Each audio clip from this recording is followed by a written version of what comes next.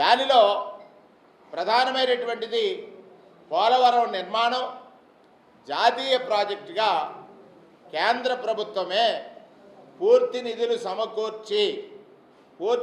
సమకూర్చి అమలు చేయాల్సినటువంటి ఆవశ్యకత ఆనాడు తెలియజేశారు.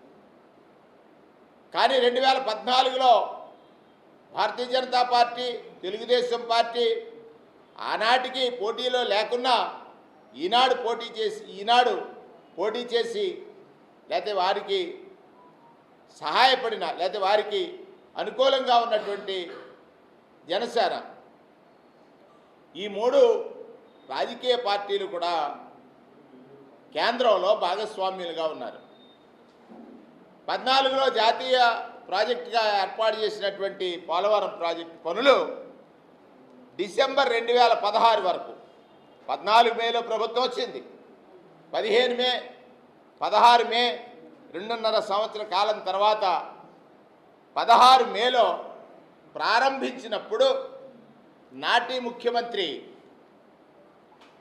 ముఖ్యమంత్రి నారా చంద్రబాబు నాయుడు గారు ఈ ప్రాజెక్టు నిర్మాణ పనుల్ని రాష్ట్ర ప్రభుత్వం చేపడుతుందని చెప్పిన కారణం, ఒప్పించిన కారణం అంటే చంద్రబాబు నాయుడు గారికి ఒక నైజం ఉంది. ఆయన అంటారు, ప్రతి ఆపదలోని నేను ఆపర్చునిటీస్ని ఎత్తుక్కుంటాను అనేటువంటి మాట.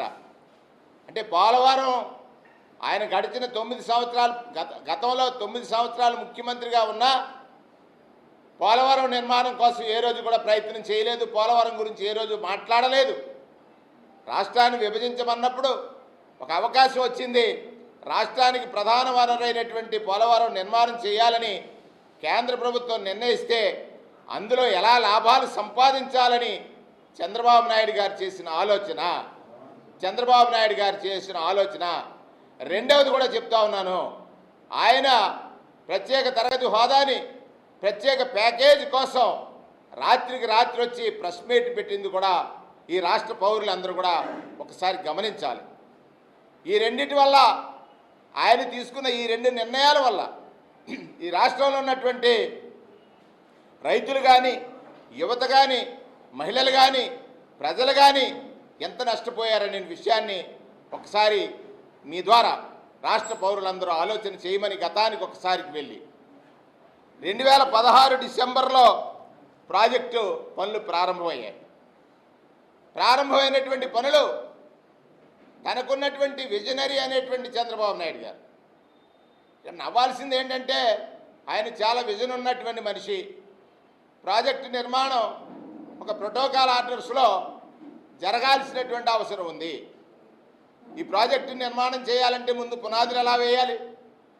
పునాదులు అంటే ఆ రోజు ఉన్నటువంటి పరిస్థితుల్లో ఎగువ కాపర్ డ్యామ్, దిగువ copper dam, diaphragm wall, spillway. అన్నిటికంటే ప్రధానమైనటువంటిది స్పిల్వే. అంటే గోదావరి నదీ ప్రవాహాన్ని ఏ విధంగా కింద వరకు వెంపాలి, మనం అడ్డుకట్ట వేసినప్పుడు ఆ అడ్డుకట్ట వేయడం ద్వారా పై ప్రాంతాలు ముంపుకు గురైతే ఆ ప్రాంత వాసులకు కలిగే కష్టాన్ని, నష్టాన్ని ఎలా పోడ్చాలనేటువంటిదో ఆలోచించాలి. ఆయన వెనువెంటనే అందులో ఎంతవరకు మనకు లాభం వస్తుంది, ఎంతవరకు మనకు ఆదాయం వస్తుంది, లేకపోతే ఎంతవరకు మనకి స్వార్థపూరితమైనటువంటి సంపాదన వస్తుందని ఆలోచించారు. కాబట్టి 3 పనులు కూడా ఒకేసారి ప్రారంభించారని సాక్షాత్ వారి మంత్రి చెప్తున్నారు. 3 పనులు కూడా అంటే కాపర్ డ్యామ్ నిర్మాణం చేపట్టే నాటికే స్పిల్వే పనులు పూర్తి అయ్యి ఉండాలి. కాపర్ డ్యామ్ నిర్మాణం చేపట్టే నాటికే స్పిల్వే పనులు కనుక పూర్తి కాకపోతే కాపర్ డ్యామ్ నిర్మించడం వల్ల జరిగే నష్టాన్ని ఎలా పూడ్చాలనుకున్నారు? నెంబర్ 1.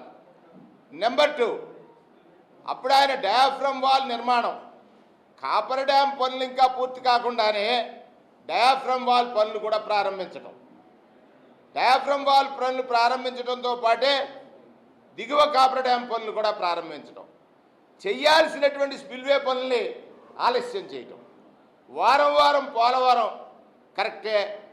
దానికి సందర్శన కోసం ప్రజలను తీసుకెళ్ళి పాటలు పాడించడం ఇవన్నీ కరెక్టే, అందరూ చూశారు. కానీ ఈ దేశ ప్రధాని, కేంద్ర ప్రభుత్వాన్ని నడుపుతున్నటువంటి ప్రధాని ఆనాడు ఈ రాష్ట్రానికి వచ్చి చేసిన కామెంట్స్ కూడా మనం చూసాం. పోలవరం ఒక ఏటీఎం మాదిరిగా చంద్రబాబు నాయుడికి ఉందనేటువంటి మాట చెప్పారు. అంటే 5 సంవత్సరాల కాలంలో 2016లో ప్రాజెక్టు ప్రారంభమైతే 17, 18, 19 వైఎస్ఆర్ కాంగ్రెస్ పార్టీ అధికారంలోకి వచ్చింది. అప్పటికే చంద్రబాబు నాయుడు గారు ప్రభుత్వం